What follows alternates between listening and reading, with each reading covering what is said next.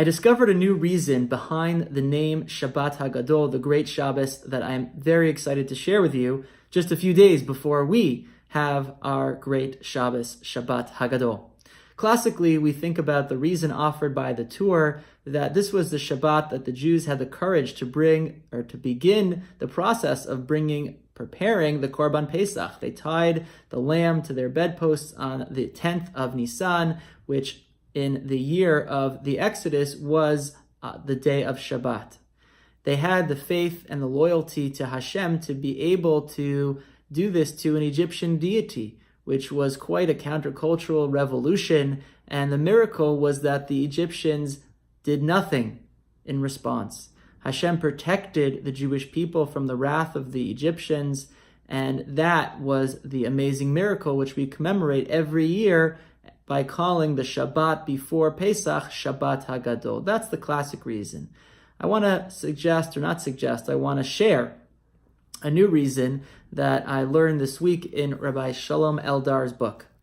He quotes from the Chizkuni, who says on the pasuk, Be'asor lachodesh hazeh vayikchu lahem, on the 10th of the month, that's when the Jewish people were meant to take the lamb and to set it aside for the purpose of Korban Pesach. And here's what he says. Yom Shabbat haya.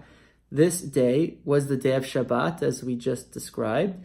Ulefi sha'asu bo Yisrael mitzvah rishona nikra Shabbat Hagadol.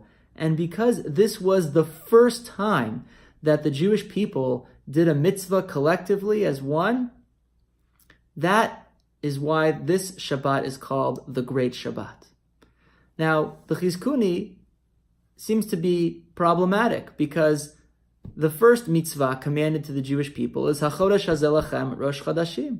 Chronologically speaking, in order for the Jewish people to have a 10th of the month of Nisan in order to do the Korban Pesach, they would need to have first fulfilled the mitzvah of establishing the calendar. So how could the Chizkuni say that the Korban Pesach was the first mitzvah of the Jewish people? I think the answer is that the calendar system was set up by a select few. Just the Beit Din, the Sanhedrin, perhaps some of the Eidim, the witnesses, were involved in the process, but it was a small group. But with the Korban Pesach, every single Jew was involved in the process. Every little boy and girl, every man and woman partook in the project of the Korban Pesach. It was an incredible sight at the Beit HaMikdash to see on Erev Pesach. It was really a Yom Tov because everyone was there. Everyone was re-experiencing Pesach Mitzrayim, was re-experiencing the actual exodus from Egypt by performing the Korban Pesach in a similar way that they did in the time of the Exodus. And that euphoric experience of being together with the entire Jewish people, that is what Shabbat Hagadol commemorates. And the first time that this happened, the first time that the magic of Korban Pesach was experienced collectively as a whole, was that first Mitzrayim, that first time in Mitzrayim. That was the first mitzvah, the first time that the Jewish people stepped up to form a national and collective relationship with their Creator. So that's what Shabbat Hagadol commemorates. And it's befitting then that this is the Shabbat in which, historically speaking, the entire community comes out to listen to the rabbi. Yep, this is a little bit of a self-promo here.